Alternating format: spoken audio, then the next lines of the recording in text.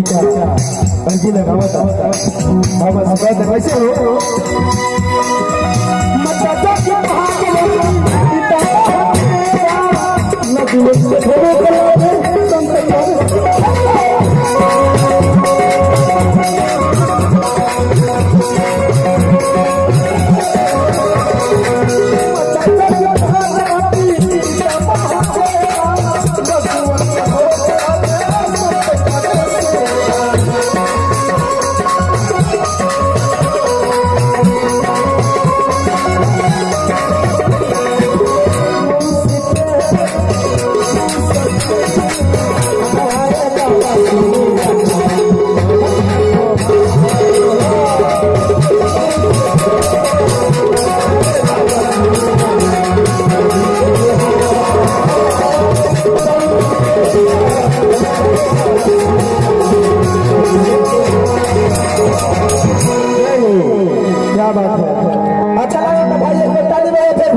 क्या बात है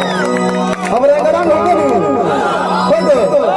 जाना था नहीं धोनी के मन के बात कर रहे हैं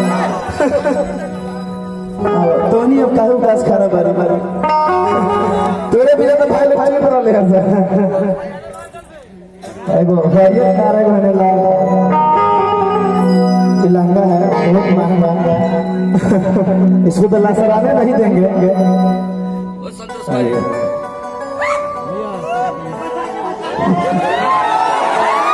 अरे गोदी तो हो सुनती